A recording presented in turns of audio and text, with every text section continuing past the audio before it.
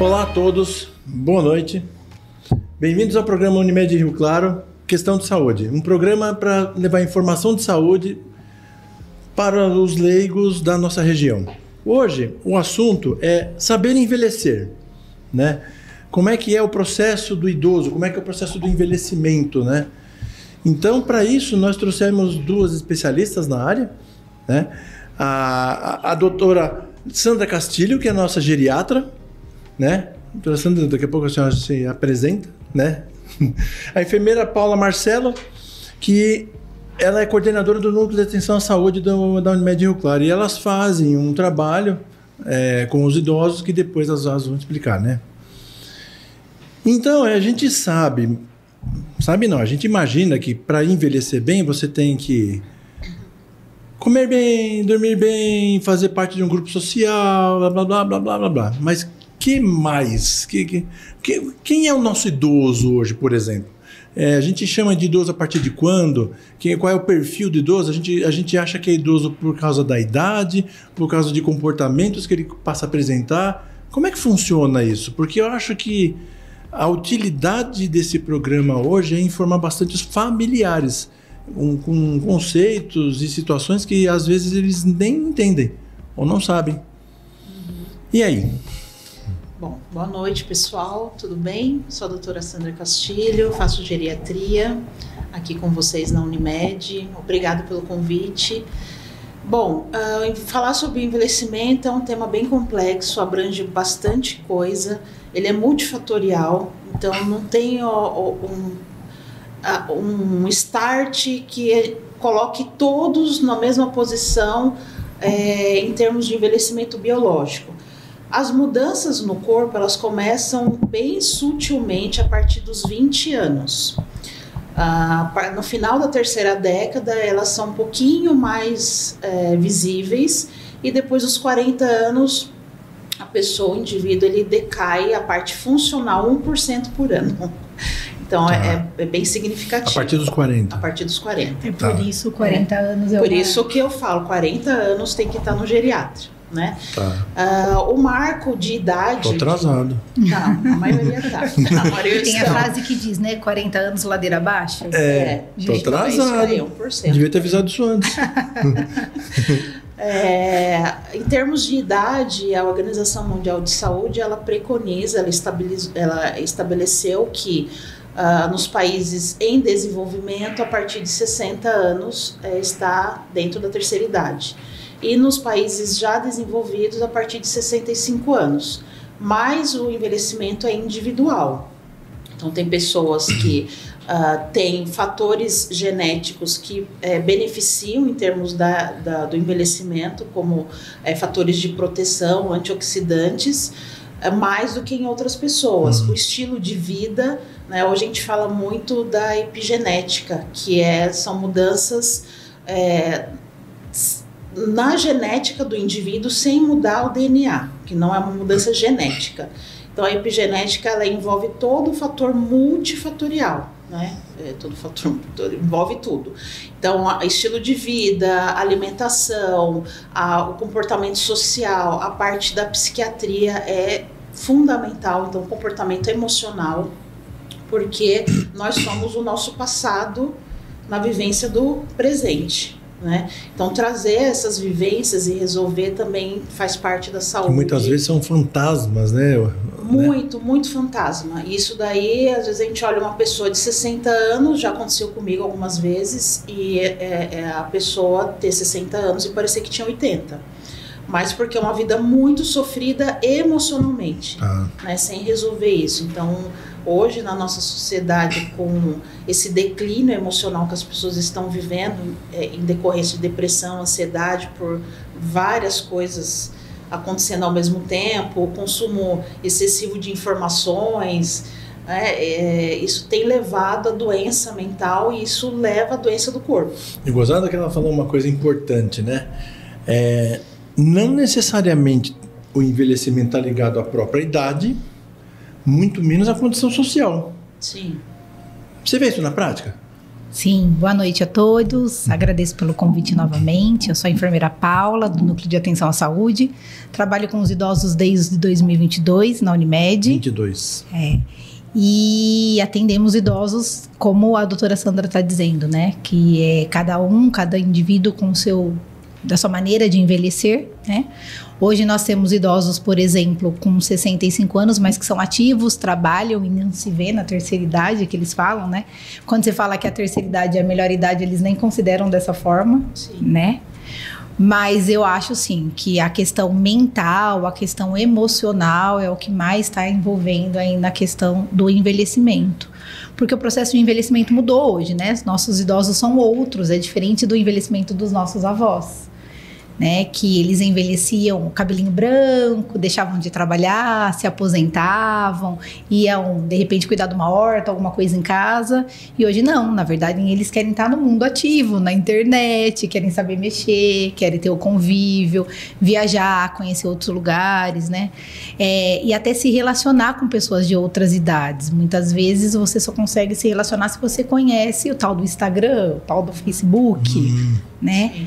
Deles terem toda essa autonomia, né? Então, realmente, a gente vê isso na prática, assim, com os idosos. Gostando que vocês falaram uma coisa interessante também que eu achei, a diferença entre o conceito de ser idoso, lógico que tudo isso é muito individual, entre os países desenvolvidos e não desenvolvidos, de 60 ou 65 anos. Eu mesmo achava que era bem maior essa distância, 60 para subdesenvolvidos, por exemplo, e 80, 70 para os países desenvolvidos. É próximo, né, essa distância? É que a gente tem dentro dessa classificação da terceira idade, ainda tem uma outra, que são os grandes idosos, que são a partir dos 80 anos. Então, para a geriatria, a pessoa de 60, 65 anos são pacientes jovens dentro da geriatria. O grande idoso, a partir dos 80 anos, ele requer mais cuidado porque a chance dele entrar na fragilidade é bem maior. Então, no nosso atendimento, tem todo tipo de idoso. Então, tem o idoso rígido, que está bem, que ainda trabalha, ativo, apesar de, às vezes, estar aposentado. A gente chama de idosos robustos. Que são os nossos idosos ativos, né? Sim. Eu quero ser um desses. Então vamos por muito tempo. Vamos começar a prevenção já, tem que prevenir, né?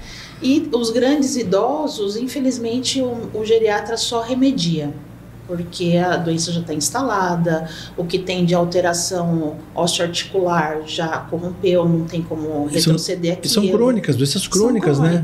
E são decorrentes do estilo de vida que a idade favorece, né? Então, a artrose, a osteoartrite é uma dessas doenças. Todos, sem exceção, vão ter a osteoartrite.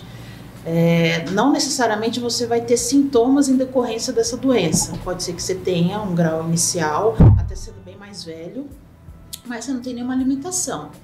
Então, tem pacientes que têm uma vida praticamente normal. Claro que se exagera, vai ter algum grau de dor aí atrelado a isso. Mas eu tenho pacientes que já precisam de um dispositivo para conseguir andar, um andador, uma bengala, porque a articulação já se perdeu, né? Então, tem muitos detalhes dentro do atendimento ao idoso. E gozado que interessante é que vocês trabalhando no serviço de saúde, o idoso eu imagino que os idosos que procuram vocês já estão com problema. Sim. A grande maioria, sim. Ninguém, ou quase, ou poucos pelo menos, devem procurar vocês. Olha, eu quero cuidar da minha velhice, eu quero cuidar da minha idade antes que eu passe a ter problema. Esses têm poucos, eu imagino. Sim, bem poucos. A ideia do programa, quando ele foi criado, foi essa. Foi pensado de 75 a 89 anos, pegando um leque de idosos. Mas aí nós percebemos que esses idosos já eram os idosos que estavam entrando num grau de fragilidade maior.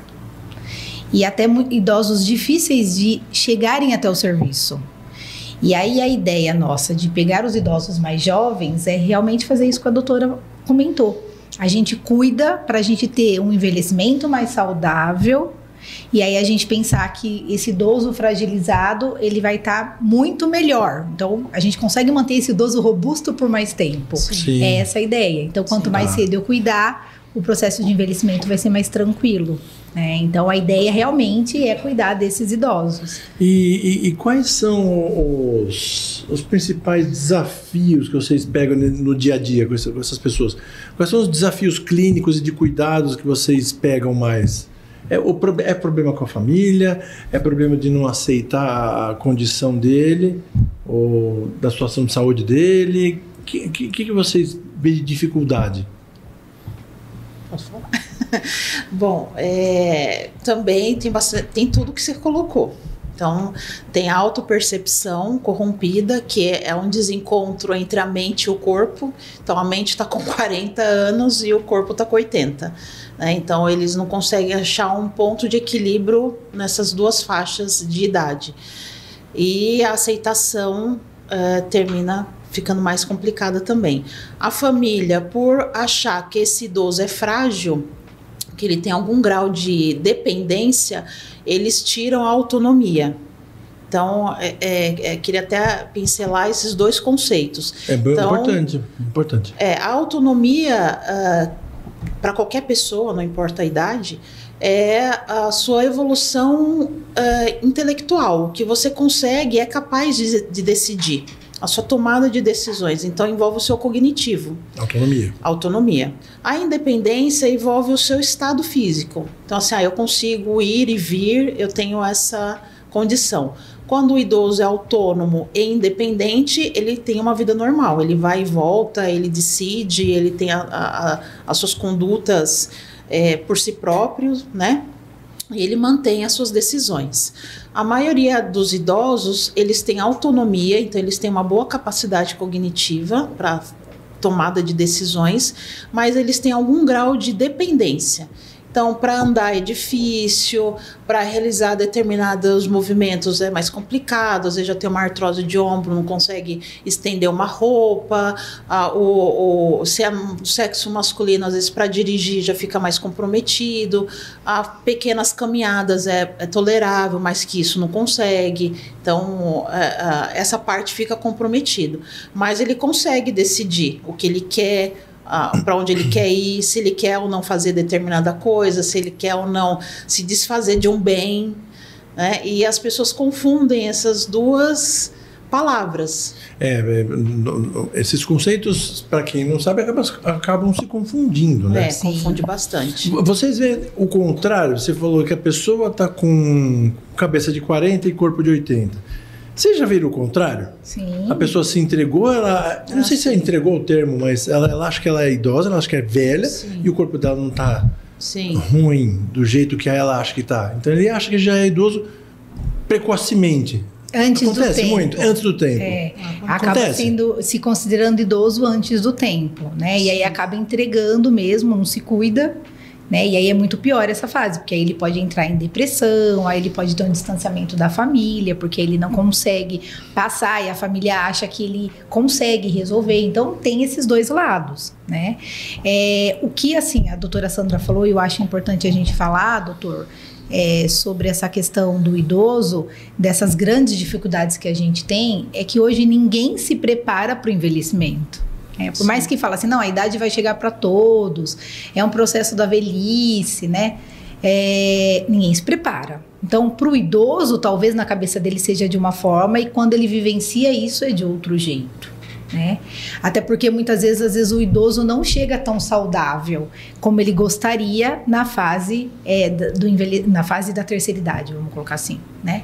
Uhum. E aí as pessoas que cuidam, que são os familiares, também não entendem todo esse processo, não tem paciência, não entende da importância do idoso ser autônomo, participar dessas decisões, ele participar da decisão da vida cotidiana dele, né? E isso acaba deprimindo mais o idoso, deixando ele cada vez mais isolado, ele não participante, até para aderir ao tratamento. É muito mais difícil, né, doutora? Quando a gente consegue... É até engraçado, porque entra o filho com o familiar, né, com o idoso, E eu falei, bom dia, o que eu posso ajudar? O filho já começa. Não, porque minha mãe, meu pai, lá. Aí eu penso, será que ele tem demência? Aí eu pergunto, falo assim, ele é um paciente demenciado? Não, ele não tem nada. Eu falo assim, então vamos ouvi-lo. Deixa ele falar. Mas ele enrola muito. Não, tá, né? Às vezes desbem teu pai na frente, assim, não aconteceu desse jeito, não, doutora, não é assim do jeito que ela está falando. Tem um aspecto importante que eu acho que é cultural nosso, pelo menos, mas eu não sei que diferenças existem nesse aspecto que eu vou falar, entre países desenvolvidos ou não, ou países mais antigos ou não, tipo os orientais versus o mundo ocidental. Você tem uma família formada e você se prepara para vir uma criança. Para você, para essa família. Então você já se prepara para cuidar dessa criança. Você se prepara, você vai estudar, entre aspas, você já começa a se preparar física, psicologicamente e financeiramente para isso. A criança chega. E você cuida da criança a vida inteira.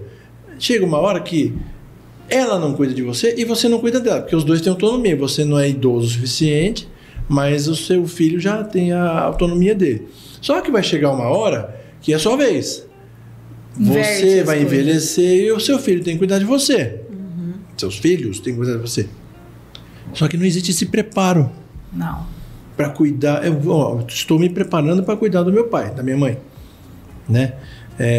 Às vezes o preparo não é só financeiro, o preparo é tudo. Né? Psicológico até. Você saber que daqui para frente você vai ter uma tarefa a cumprir. Vai devolver o que foi feito para você, né? Moralmente falando. E eu não vejo isso. E é exatamente isso. Só que as famílias não estão preparadas para isso, né? Não entendem todo esse processo. Eu acho que é onde mais chocam aí o que cada um gostaria ou desejaria e não acontecem.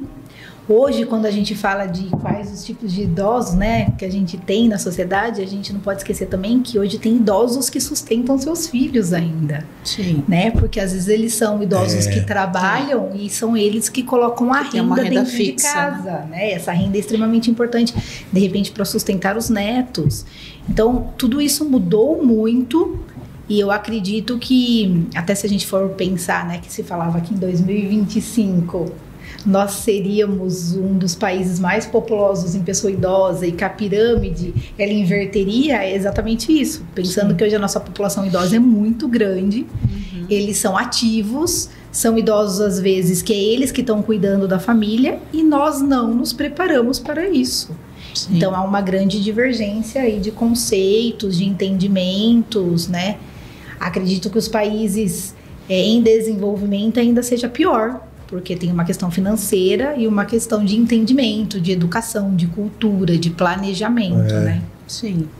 E os nossos idosos não são necessariamente os mais saudáveis do mundo, né? Nós não temos a melhor qualidade de vida do mundo, o índice de desenvolvimento humano nosso não é dos melhores.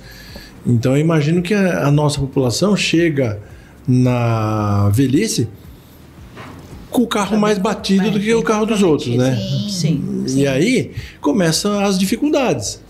A dificuldade da própria família, a dificuldade dos serviços de saúde, seja público ou privado, né? Da falta de profissionais capacitados, porque hoje é difícil a gente encontrar geriatras ou pessoas que se dediquem a cuidar de idosos, que tenham essa paciência, esse cuidado, essa atenção, a própria experiência, né? Com esse monte de idoso para cuidar, e nós temos falta de profissionais. Olha que coisa...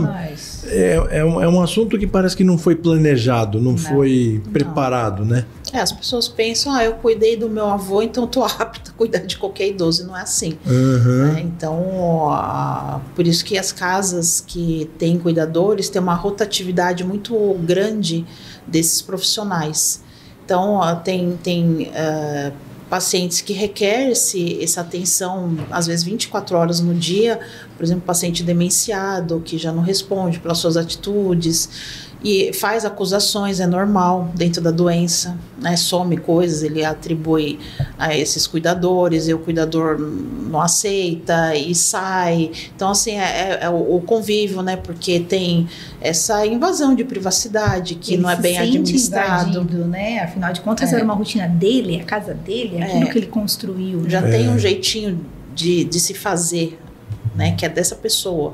Então, o convívio com as pessoas mais jovens também é bem restrito. Na Europa, existem casas que tanto a creche quanto o lar de idosos, eles são próximos ou até integrados, porque essas crianças, elas convivem ativamente com o que é envelhecer. Então, hoje, o nosso público aqui no Brasil não tem essa visão do que é envelhecer. Nós só temos algum olhar quando nós estamos envelhecidos. Vivendo essa realidade, vivendo essa né? fase. Não tem o anterior. E isso, até quando você é jovem, é normal, porque não tem uma visão de futuro mesmo. Um menino de 15 anos acha que quem é 30 é super velho, né? Então, não tem essa profundidade. Mas uma pessoa de 30, 40 anos já poderia começar a pensar que daqui 20 anos, que não é tanto tempo assim, vai estar com 50 ou 60. E aí o corpo vai ter uma boa transformação, até você se reconhecer no espelho com as mudanças físicas que acontecem, também é outro processo de aceitação, que para alguns idosos é bem difícil essa expressão corporal, essa mudança, né? Então, quando é que a família, por exemplo, deixa eu bolar a pergunta, Paula. Porque a velhice não chega de uma vez, não é, não é igual um cronômetro. Passou de tal número, eu virei velho. Sim, para cada um de um jeito. Quando é que a família começa a ter que tomar alguns cuidados ou prestar atenção que, bom, a partir de agora, acho que a gente vai ter que começar a cuidar mais dele, né? São comportamentos dessa pessoa, o que a partir, se você fosse aconselhar uma família que está nos ouvindo, o que eles têm que prestar atenção, ficarem atentos a que sinais para eles começarem a falar, bom, agora é a nossa vez. Eu acho que os idosos, eles não vão falar, né? Não vai partir deles isso. Então é a família que tem que olhar esses sinais.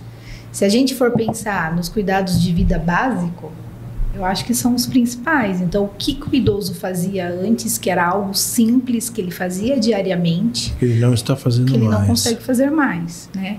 Questões de auto-higiene, né? É uma das coisas que é importante observar.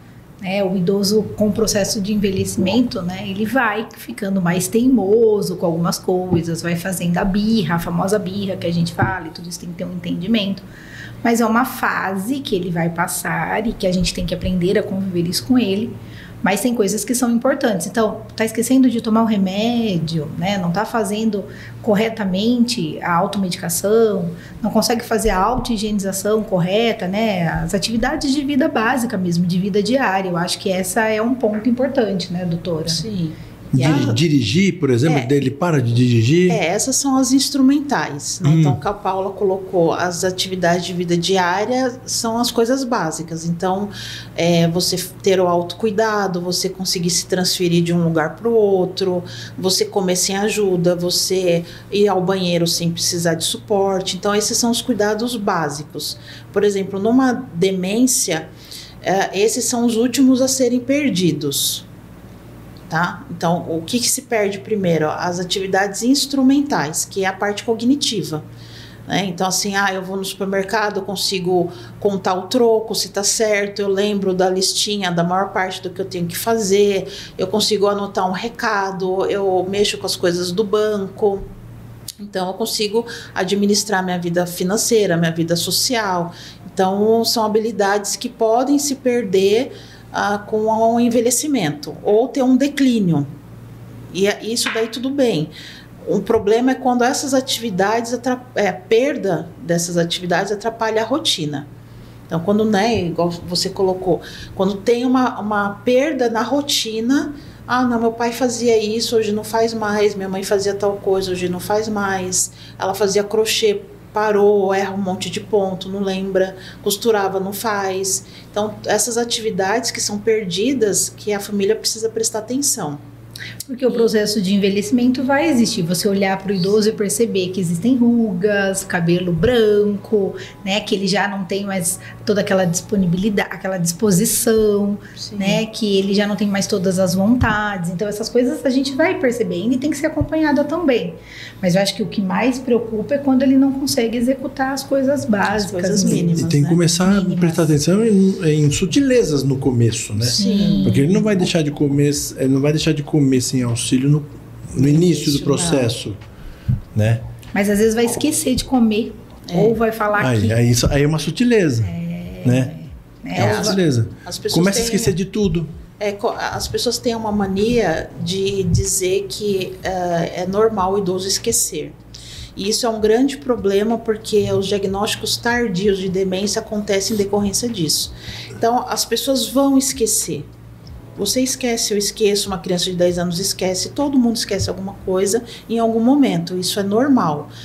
O esquecimento, ele é multifatorial também. Então, assim, por que você está esquecendo? Eu tô com Alzheimer? Não, eu tô dormindo mal já faz um tempo, eu tô ansioso, deprimido. A vida tá corrida. Aquele assunto não me interessou nunca, por isso que eu deixei ele de lado.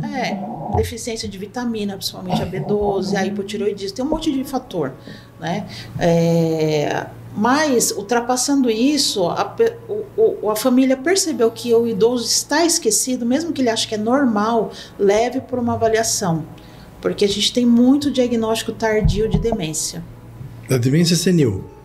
Ou demência por doença neurológica, por exemplo, Alzheimer... Hoje a gente não usa tanto o termo da demência senil, porque seria um envelhecimento normal. Então... esquecer uma outra coisa que não atrapalhe sua rotina, tudo bem, né? Você pode treinar o seu cérebro para isso daí. Agora, as demências patológicas, então as pessoas confundem muito isso. Falam assim, minha mãe, ela tem demência, mas ela não tem Alzheimer. Eu falo assim, não, peraí, então deixa eu explicar para você o que ela tem as duas coisas. Então, isso, a população não sabe. Falta de conhecimento. Metade da minha consulta tem que ser aula. Depois que começa a consulta. Né? A gente até fala que a consulta do geriatra não tem como ser em menos de 30 minutos. Não dá. Porque precisa entender. Não tem. E essa educação, ela é importante. Até quando eles vão ali com a gente, eles falam, viu, quanto tempo de consulta? A gente fala, venha com tempo, sem previsão de ser rápido. Por quê? Precisa passar com a médica geriatra, né, com os médicos que estão lá, precisa passar com a enfermeira pra gente conversar, entender. E a ideia é essa, conversar. É a gente ter essa troca, é a gente conseguir entender tudo o que está acontecendo, porque cada indivíduo é muito individualizado e que a gente precisa ajudar, precisa conhecer, precisa ter o apoio da família, precisa que ele passe essa confiança, a gente consiga passar essa confiança e ele consiga passar as informações pra gente. Sim. Então é muito importante isso, né, doutora? Sim. Inclusive, doutora, a gente liga às vezes na casa quando a gente tem um idoso que a gente percebeu que está procurando muito serviço, ou é um idoso que a gente recebeu lá porque ele passou por algum cuidado com a Unimed. Então, por exemplo, foi para um ambulatório de medicação e a gente viu que ele tinha uma certa idade, ele está com alguma deficiência, às vezes para caminhar, né? E aí a gente liga na casa e oferece o serviço. E às vezes ele pergunta, né? Mas por que você tá ligando? Ou ele chega pra doutora e fala, eu não sei por que eu vim aqui, me ligaram. Nossa, direto. Né? E aí a gente fala, não é isso. A gente tá ligando, a gente tá te chamando pra você conhecer como é o nosso serviço, como é o nosso programa, como que é o papel do geriatra, como que é o cuidado nessa fase. Eles não sabem também, né, o que o geriatra faz. Ele falou assim, eu vim aqui pra ver se só me passa umas vitaminas. Eu falei, então você tem que ir no nutrólogo. Ou pede uns exames. Aí a gente fala, não é isso, não é esse papel, né? Não é esse cuidado que a gente quer ter, né? Então a gente também tenta fazer essa parte, porque a gente percebe que falta muito essa questão desse conhecimento. Tem um aspecto importante no envelhecimento que são a depressão. Eu imagino que a depressão tenha duas origens ali nessa fase do envelhecimento. Uma é realmente os fantasmas que a pessoa traz à vida. Arrependimentos, frustrações e seja lá o que for, que ele fica remoendo aquilo, eu queria ter feito mais, poderia ter feito mais. E tem a outra parte que é falta de produção de substâncias químicas pelo cérebro que causam a depressão. Não tem essas duas partes? Explica para quem está nos vendo. Tem a questão orgânica, tem a questão emocional. Agora, orgânica existe? Existe. Sempre? Não sempre. Tá. Então, às vezes, a pessoa não tem deficiência de nada. Uma das vitaminas que a gente preconiza muito na terceira idade é a vitamina B12 e a vitamina D. Mas a vitamina B12 ela é importante porque no nosso cérebro a gente tem os neurônios e faz parte da composição do neurônio a bainha de mielina, que é uma capa de gordura que recobre um pescoço do neurônio e aí facilita as sinapses. Né? Ela é como se fosse um conduíte ali, um condutor, né? Um condutor dessa comunicação entre essas células. A vitamina B12, ela participa ativamente da formação da baía de mielina. Então, ela é muito importante para o nosso corpo. Então, pacientes que têm lapsos de memória, que têm até uma fadiga mental, às vezes está com uma baixa de B12. Tanto que hoje já está bem difundido pedir nos exames, até o clínico, outros especialistas também já colocam na sua base de prescrição o pedido da vitamina B12. O hipotiroidismo também é outra coisa importante que também afeta a questão emocional. Né? A baixa de levotiroxina, esse desajuste hormonal também afeta. Nas mulheres, a menopausa, ela vem assim como um trator destruindo a mulher. A menopausa, né? É uma coisa complexa, né? A mulher é bem complexa. E que está relacionado à idade, né? O processo que ela também está entrando no envelhecimento. Hoje já se fala um pouco mais sobre a andropausa, né, para o sexo masculino. Também traz as suas dificuldades, homens com perda de libido, disfunção erétil, ejaculação precoce, enfim, tem alguns distúrbios também que a parte emocional tem um peso muito grande e as pessoas desconsideram isso. Elas pensam que qualquer coisa emocional é uma coisa da sua cabeça, ou meio uma frescura, que é só você querer que acontece, é só você se esforçar que dá certo. Não é assim. Não é bem assim. Então, a depressão, ela é multifatorial. Então, tem essas questões que você colocou, os fantasmas aí do passado, mas também tem uma disfunção química. Dopamina, serotonina, então todos esses neurotransmissores eles estão em desequilíbrio nessas pessoas, né? E até nas demências também. Porque o corpo não está produzindo, ponto. Não está produzindo. Entendi. Não está produzindo. Ele fica meio... Então o que não faz entender é que não é frescura essa depressão do idoso, né? Não. Nem um pouco.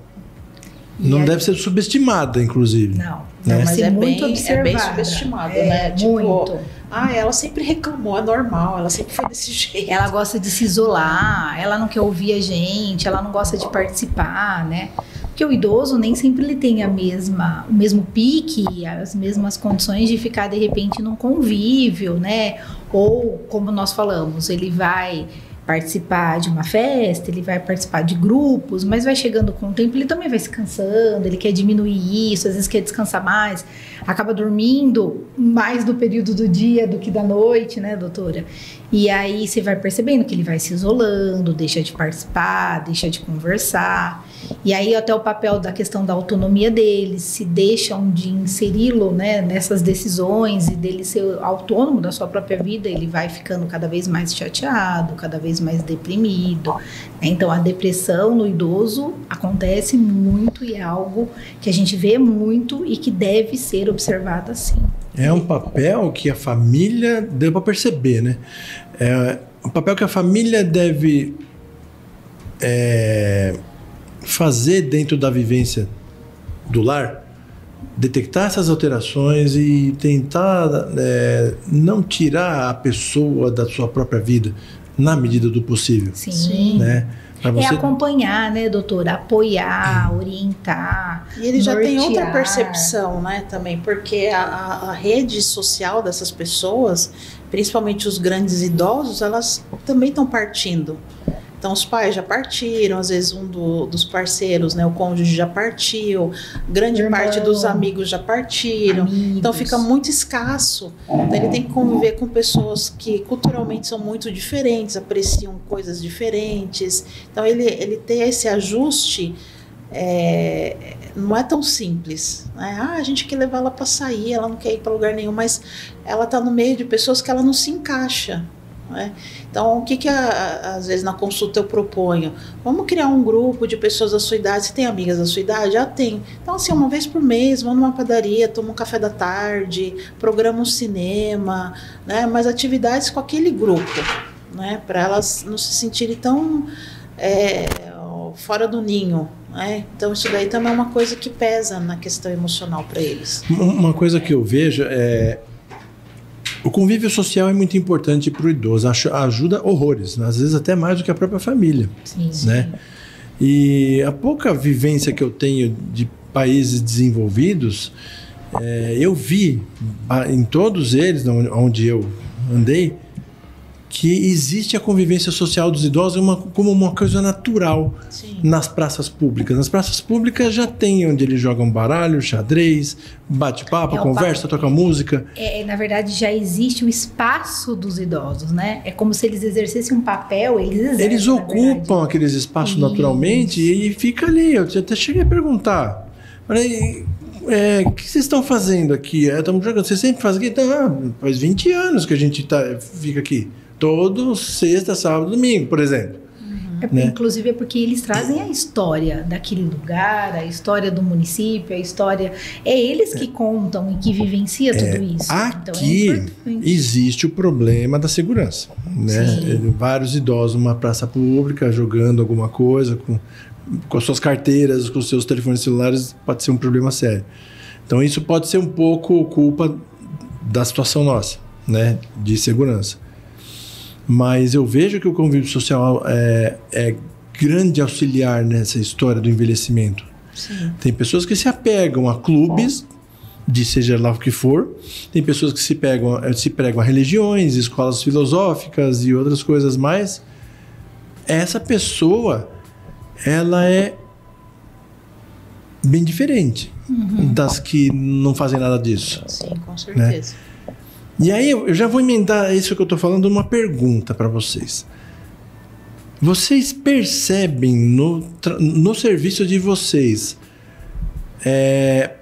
em idosos que aceitam mais a velhice, ou parece que eles estão mais preparados para o envelhecimento, eles têm alguma coisa em comum? Tipo, todos eles são religiosos, todos eles fazem parte de um grupo.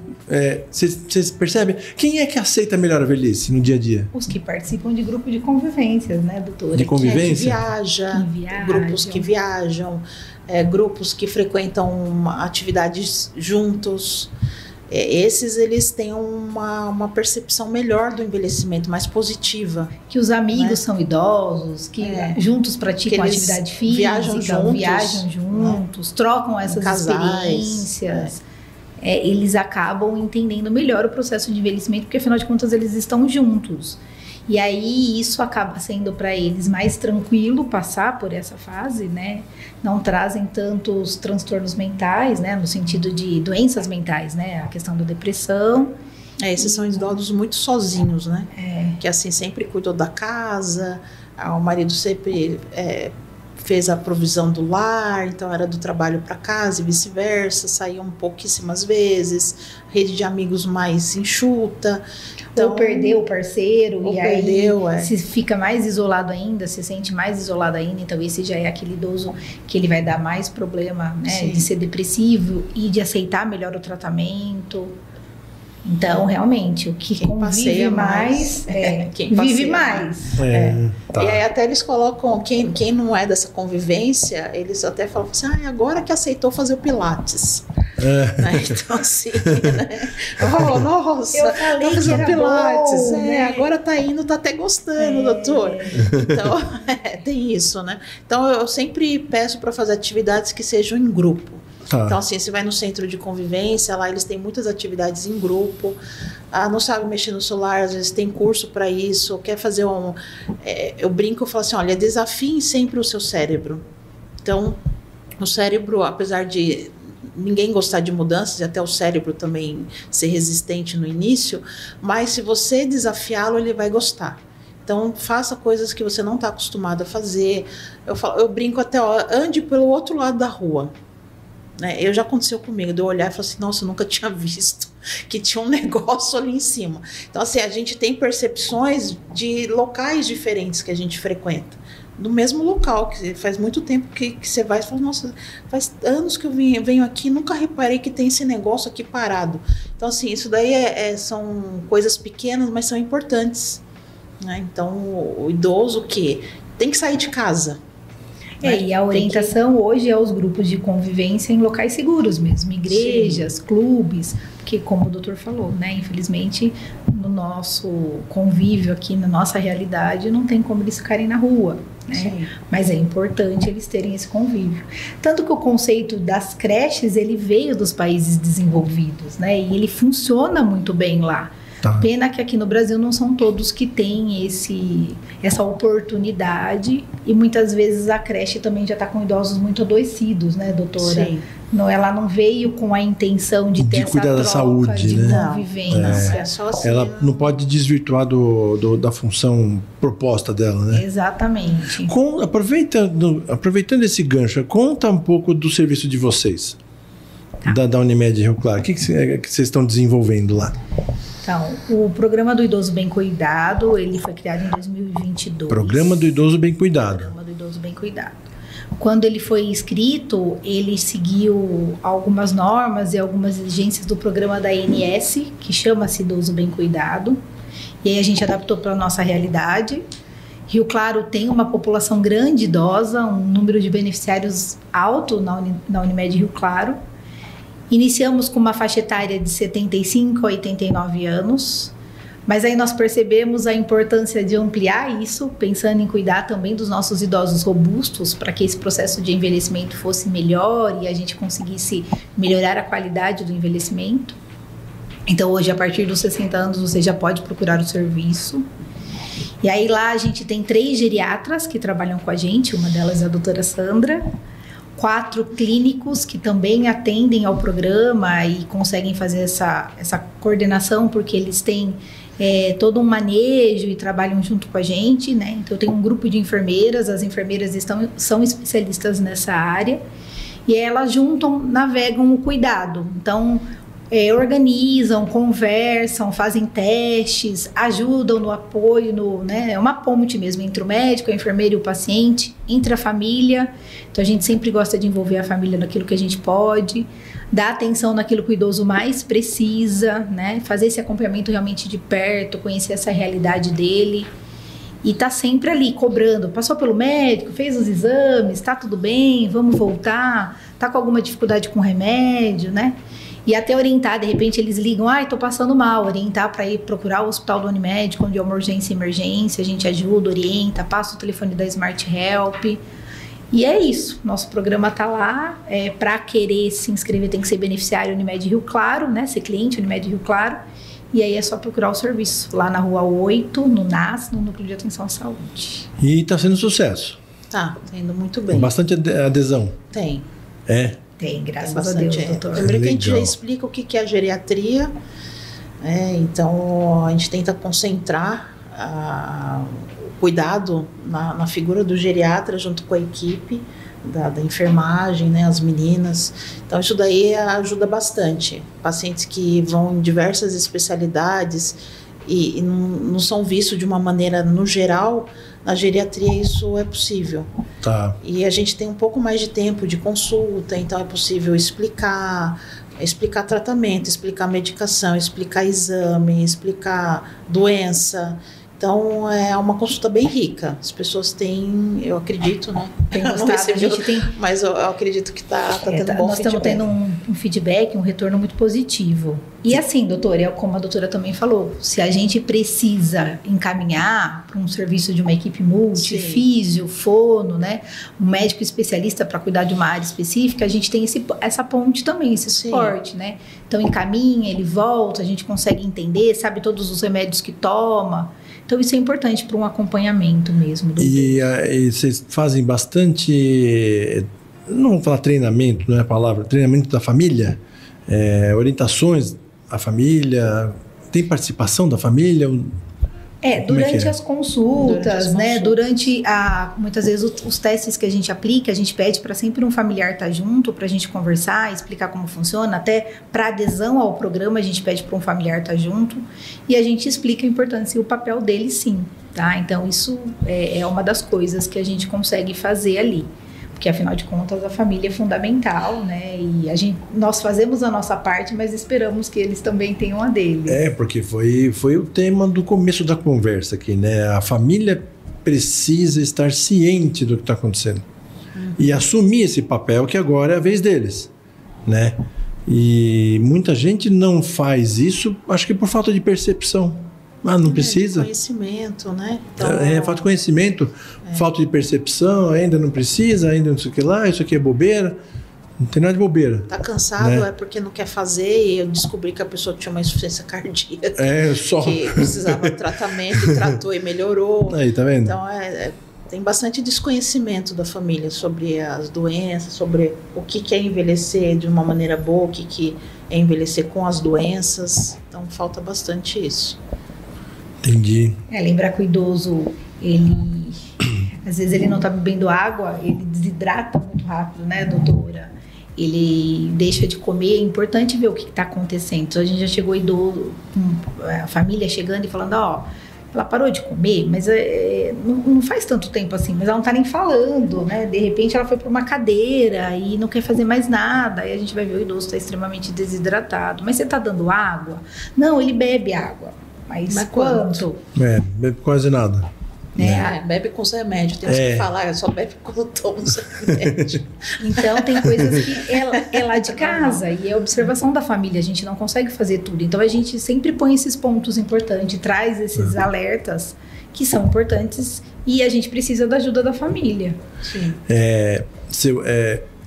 Existe aquele conceito, eu quero envelhecer com qualidade de vida. Eu sei que o conceito de qualidade de vida é uma coisa muito complexa, não tem um conceito formado disso, né? Que vocês acham que as famílias deveriam fazer para buscar isso?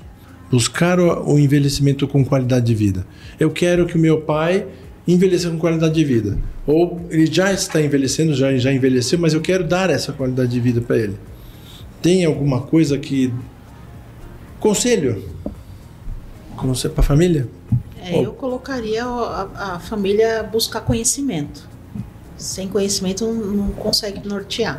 Então, buscar locais onde atende a terceira idade, fazer uma consulta com um geriatra, buscar artigos, que as pessoas colocam muita coisa no Google, não sou contra, mas precisa ter um bom filtro para você ter uma credibilidade naquilo que você está lendo.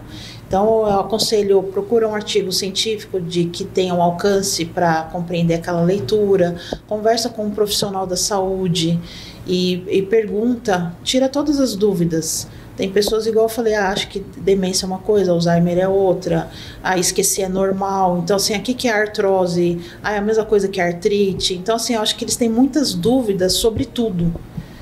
E buscar esse conhecimento.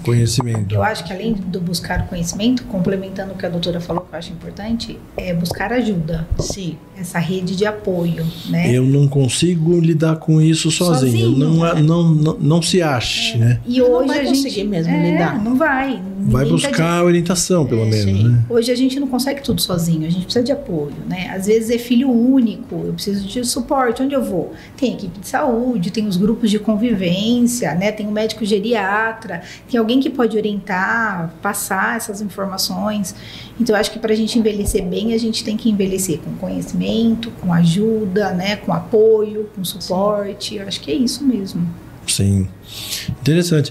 E tem o dilema também das casas de repouso, né? Quando eu vou colocar um idoso na casa de repouso ou não? Isso é toda uma coisa que envolve até preconceito e preconceito na sociedade, né? Sim. Tem situações que é melhor colocar ele lá, tem situações que não é ainda a hora de colocar ele lá, mas tem tanta gente palpitando no meio desse assunto. Eu sou uma família que estou numa situação dessa, vem o amigo, vem o médico, vem o professor, vem os parentes que nunca conversaram com a gente. De novo, isso é uma loucura, né? falta de conhecimento, falta de buscar esse conhecimento da rede, do suporte. Eu acho que isso novamente, porque se eu não tenho condições de cuidar daquele idoso, eu não estou dando esse suporte, a casa de repouso é a melhor opção, é o melhor apoio que vai me dar agora, né? O que a gente não pode é abandonar esse idoso. Acho que o que a gente vê que entristece dentro de uma casa de repouso, né, nos lares, é o abandono, né? Esse idoso, de repente, perder total, não tem mais a referência da família, porque a família não vai. E criou um estigma em cima dos antigos asilos, né? Mudou o nome. De maus tratos, e realmente isso acontecia. Ainda tem casas que ainda isso acontece, mas a vigilância sanitária está sempre em cima. Hoje elas são mais participativas nessas casas. Vistoriadas, né? São vistoriadas, eles são mais rigorosos. Estão buscando mais profissionais qualificados, preparados. Então tem casa de repouso que você vai visitar que é muito boa. Então você tem que avaliar mesmo, né? Tudo e tem isso. Paciente que tem perfil para ir, tem paciente que não tem. Quando é uma família que eu já atendo há algum tempo e fala, doutora, a gente está muito cansado, será que vale a pena colocar? Fala, olha, coloca no daycare, que é a creche, por exemplo, para aquela família em específico. Se você colocar para institucionalizar, para internar esse paciente lá, esse idoso, tem uma grande chance dele vir a óbito. Porque ele não vai se adaptar, ele vai adoecer mais facilmente. E tem casos que eu falo, olha, coloque. Ele tem o perfil e vocês vão descansar e ele vai receber uma assistência mais adequada. Então, assim, tem que conversar com o profissional. Estamos pensando, vamos compartilhar esse pensamento junto com alguém dessa área, né? Com o pessoal da enfermagem que tem esse conhecimento, com o médico que tem esse conhecimento. Não ser uma decisão individual ou sem ter um suporte. Então é bom sempre que a decisão seja compartilhada. E conhecer esse lugar, conhecer até mais do que um lugar para ter essa opinião, pessoas que já estão lá também, né, doutora? Isso acho que é importante. Vocês percebem que está aumentando o número de casas qualificadas, serviços qualificados nesse tipo de tratamento? Casa de repouso? Eu percebi aqui, claro, que tem bastante. Aqui tem bastante casa de repouso. Acho que até pelo número de idosos que a gente tem na cidade, né? Tem bastante. Agora, os serviços adicionais de apoio eu acho escasso. Que é as creches. As creches. Creche realmente de convivência. É mais difícil. Mas deveria ter mais. Deveria. É isso que a gente fala. Tem demanda para isso. Por quê? Né? Porque a gente tem as casas onde são idosos que seriam os idosos mais fragilizados, que deveriam estar lá, e para esses idosos robustos a gente não tem um espaço para ele. E aí a gente poderia ter mais situações como essa para evitar que esse idoso fique ainda mais fragilizado. Então acho que talvez o que falte é isso. Ótimo. Bem, isso mesmo. Algum recado final para quem está nos ouvindo? Algum conselho para quem está nos assistindo? Seja feliz. Às vezes o pessoal pergunta, eu não quero ter Alzheimer igual a minha mãe, o que eu faço? Tem alguma coisa para prevenir? Falou assim, tenha uma vida o mais feliz que você consiga. Viva o momento presente. O que passou pode ter sido muito triste, difícil, ele não vai retroceder. A lembrança não vai desaparecer. Busque aprender a conviver com o que você vivenciou. É uma experiência. Embora difícil, mas é uma experiência. Tente apreciar as pequenas coisas que estão ao seu alcance naquele momento. Isso daí eu acho que é uma dica para a vida. Eu acho que é isso também, viver intensamente, mas lógico, também pensar em saúde, né? Sim. Viver com alegria e buscar sempre ajuda e conhecimento, que eu acho que isso é muito importante. Sim. Vocês falaram uma coisa agora há pouco que é interessante, ficou de recado para as famílias, busquem conhecimento. É um assunto da nossa sociedade que não é dominado, muitas vezes não é aceito, né? Só que ele está aí. A realidade está aí, nós temos que passar por isso, né? Então, buscar conhecimento, sempre. Sempre. Muito obrigado pela participação de vocês duas, doutora Sandra Castilho, Paula Marcela. Muito obrigada pelo convite. Parabéns pelo trabalho que vocês estão fazendo com os nossos idosos na Unimed Rio Claro. Né? E vamos em frente. Sim. Esse foi o programa da Unimed Rio Claro, Questão de Saúde. Como envelhecer. Muito obrigado por nos assistir até o final. Mandem sugestões de novos temas de programas. Compartilhem, curtam, manda aquele joinha para nós. Obrigado.